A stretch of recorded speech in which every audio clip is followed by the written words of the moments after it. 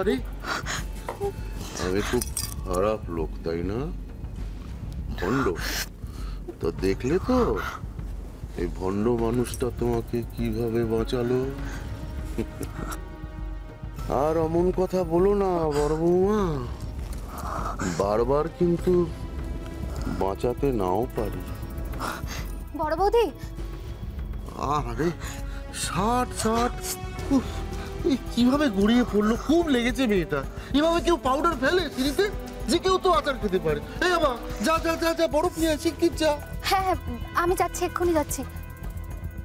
তার মানে সিঁড়িতে পাউডার কাকা ফেলেছে আমাকে ভয় পাওয়াতে? তাই বলছিলাম বড় ভাইপোর বউ, এখন থেকে সাবধান। বিপদ তো আর বলে কয়ে আসে না, না? একদম ঠিক ভাবছ। আমার কথা ছাড়ো, বেশি ভাবতে হবে না। উপরের দিকে তাকাও, বরের দিকে তাকাও। বউ না, আমি আমি আমি আমি নেব না। পাউডার পড়ে আছে, পড়ে যাবে। আরে কি তখন থেকে কানে কাছে ফুসু ফুসু করছো শিবু? হ্যাঁ, কত আদি খেতে দিকে এবার ধরার কি ছিল? গেলে যেত, আপদ বিদে হতো, ভালো হতো। না না, বাচ্চা মেয়ে, এখনো নাক টিপলে দুধ বেরোয়। শর্ট শর্ট,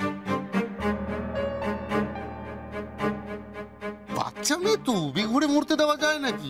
আমার বুঝি কষ্ট হয় না, তাই একটু সাবধান করছি। তা আপনি যদি বলেন, আমি তো আপনারই। কুত্তার ডাক, কুত্তার ডাক, কুত্তার ডাক শুনতে শুনতে না নেকারে নাকা কানে একেবারে তালা ধরে গেল। চুপ কর। ঠিক আছে ঠিক আছে, আপনি যেরকম বলবেন সেরকমই। আমি তো আপনারই দাসানুদাস। বড় বৌদি, দেখি কোথায় লেগেছে তোমার। না না, আমি বরফ দিয়ে দিচ্ছি। সামান্য একটু লেগেছে, কালকের মধ্যে ঠিক হয়ে যাবে আমার পা।